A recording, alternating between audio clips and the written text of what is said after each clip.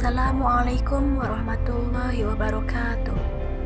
Saya Gina Rahmah Maulida, kelas PAID semester 4, akan menyampaikan sebuah motivasi untuk para pemuda muslim di era modern dalam sejarah Islam.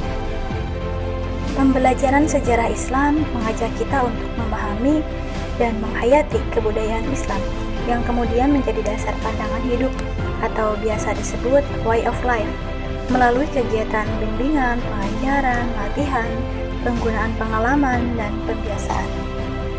Lalu, belajar dari sejarah perjuangan Rasulullah SAW, bagaimana beliau memperjuangkan agama Islam meskipun taruhannya adalah nyawa beliau sendiri. Kegigihan beliau dalam berdakwah menyebarkan ajaran agama Islam tidak pernah surut untuk selalu menebarkan kebaikan dengan akhlak beliau yang luar biasa, dan juga sebagai makhluk pilihan Allah. Rasulullah juga dikenal sebagai pemimpin yang adil, dermawan, kuat, dan cinta kedamaian. Beliau tidak pernah membalas seseorang yang telah mencelakai beliau, akan tetapi beliau mengajarkan tentang arti saling memaafkan. Karena dalam ajaran agama Islam, kita tidak diajarkan untuk membalas dendam kepada orang lain. Pertama, mengkokohkan keimanan dan beribadah kepada Allah Subhanahu wa Ta'ala. Keimanan ini akan menghasilkan ketenangan jiwa dan bertawakal kepadanya, merupakan sendi untuk menjadikan hidup dalam rangka ibadah hanya kepadanya. Corak kehidupan muslim seperti ini dijelaskan dalam Al-Quran surah Al-An'am ayat 162. Kedua, menanamkan ketakwaan dan memperbanyak zikrullah. Rasulullah SAW bersabda, "Bertakwalah kepada Allah dimanapun kamu berada." Hadis riwayat Ahmad dan Tirmizi.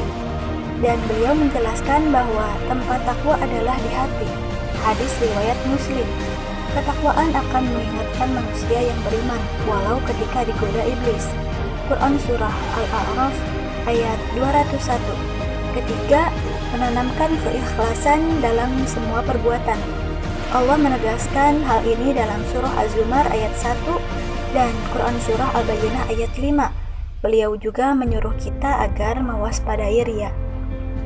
Kemudian kita belajar dari sejarah Khulafaur Rasyidin yang terkenal adalah 4 sahabat Rasulullah yang selalu setia menemani Rasulullah dalam berjuang menebarkan agama Islam di tanah Arab. Khulafaur Rasyidin adalah pemimpin yang mendapatkan petunjuk, berarti adalah pengganti dari Rasulullah langsung ketika Rasulullah wafat. Yang mendapatkan gelar Khulafaur Rasyidin hanyalah 4 orang sahabat, antara lain yaitu Abu Bakar As-Siddiq, Umar bin Khattab, Utsman bin Affan, dan Ali bin Abi Thalib. Keistimewaan masing-masing dari 4 sahabat itu adalah tidak lain mencerminkan akhlak dari Rasulullah, yang mana ketika mereka menjadi khalifah menggantikan Rasulullah setelah wafat Islam pada masa jayanya, dengan berbekal akhlak yang telah diajarkan oleh Rasulullah terdahulu ditetapkan dalam kehidupan pada masa perjuangan Khulafaur Rasyidin. Akhlak yang selalu ditampakkan oleh para Khulafaur Rasyidin adalah tentang bagaimana menjadi sosok pemimpin yang bijak dalam melaksanakan tugas negara, sabar dalam menghadapi segala hal rintangan yang ada dalam memperjuangkan agama Islam, tidak pernah berputus asa untuk selalu berjuang dan terus berjuang, terkenal dengan kedermawanannya dan juga terkenal dengan saling mengasihi antara satu dengan yang lainnya, tidak mengajarkan tentang permusuhan akan tetapi mengajarkan tentang bagaimana mencintai perdamaian. Sosok pemimpin yang terkenal lagi adalah yaitu bisa disebut dengan Malik An-Nasir atau sebagai raja penolong, yaitu Sultan Salahuddin Al-Ayyubi. Beliau terkenal dengan kepemimpinannya dalam membebaskan Baitul Maqdis atau Al-Quds dari tangan tentara Salib. Sultan Salahuddin adalah sosok pemimpin yang bijaksana, dermawan, kuat, toleransi, dan cinta perdamaian. Setelah Perang Salib berakhir dan dimenangkan oleh pasukan Islam, yang dilakukan Sultan Salahuddin adalah memberikan wewenang hidup bebas bagi para non-muslim yang hidup di wilayah Yerusalem dengan ketentuan membayar pajak yang sudah ditentukan oleh negara. yang pada masa itu adalah kaum Kristen banyak yang membantai umat Muslim ketika ada di Yerusalem. Akan tetapi, ketika pasukan salib kalah dan menyerah, yang dilakukan Sultan Salahuddin adalah di luar dugaan, yaitu memaafkan perbuatan dari pasukan salib dan tidak ingin adanya balas dendam di antara kedua belah pihak. Perjuangan Wali Songo di tanah yang terkenal dengan tidak menghilangkan budaya lokal akan tetapi tetap menjaga budaya lokal tersebut. Karena sebagai peninggalan sejarah, para Wali Songo mengajarkan bahwa agama Islam bukanlah agama paksaan, akan tetapi adalah agama sebagai pembawa kedamaian bagi seluruh umat. Sehingga Wali Songo adalah 9 wakil Allah yang memiliki peran untuk menyiarkan agama Islam. Keseluruhan Wali Songo tinggal di daerah Pulau Jawa, sehingga adalah wajar bila penduduk Muslim terbesar di Indonesia adalah di Pulau Jawa. Setidaknya ada 3 tempat di Pulau Jawa yang merupakan tempat tinggal Wali Songo yang kesemuanya berada di pantai utara Pulau Jawa, yaitu Jawa Timur, Jawa Tengah, dan Jawa Barat. Pemuda bagaikan generator, sebuah generator yang memiliki medan magnet yang bergerak kencang, mampu menggerakkan roda-roda sehingga dapat berputar dengan baik, mengitari jalan-jalan kehidupan.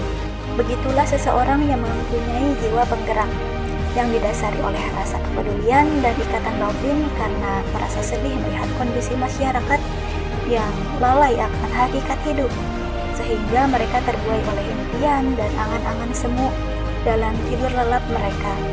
Maka seorang pemuda yang mempunyai jiwa penggerak akan membangunkan dan berusaha menyadarkan persaudaraannya dari kelalaian, sehingga dia pun tidak rela dan tinggal diam melihat musuh-musuh Islam leluasa mengibarkan sayap-sayap kebatilan mereka untuk mematikan cahaya Islam dan memperdaya kaum muslimin.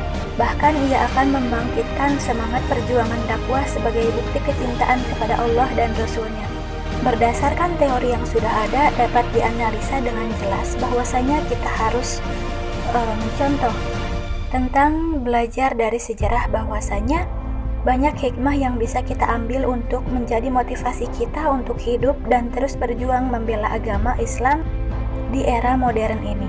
Karena pemuda adalah sebagai benteng yang bisa menjaga kestabilan, kerukunan, dan kedamaian. Oleh sebab itu, kita sebagai pemuda hendaknya selalu belajar dari sejarah terdahulu tentang perjuangan, nilai-nilai moral yang terkandung di dalamnya, dan juga sebagai renungan untuk kita semua bahwa pentingnya suatu pembelajaran dari sejarah Islam terdahulu.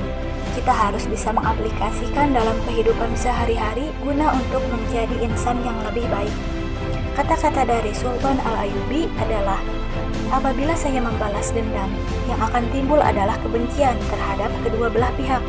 Oleh karena itu, kita sebagai seorang muslim yang taat beragama, setidaknya kita bisa mengambil ibrah bahwasanya agama Islam mengajarkan kepada kita semua tentang arti sebuah perdamaian dan tidak menyebabkan saling dendam antar umat lain. Motivasi yang bisa kita ambil adalah tentang rasa berjuang yang tinggi untuk selalu menjaga keutuhan umat Islam dengan mempertaruhkan nyawa dan selalu menjadi suri tauladan yang baik bagi para penerus-penerus selanjutnya. Pemuda muslim jangan sampai lengah dengan perkembangan zaman yang sudah modern ini. Kita boleh mengikuti perkembangan zaman seperti sekarang ini, akan tetapi ingatlah wahai para pemuda muslim, tetaplah ingat perjuangan para tokoh-tokoh Islam yang telah memperjuangkan dan mempertahankan agama Islam hingga saat ini.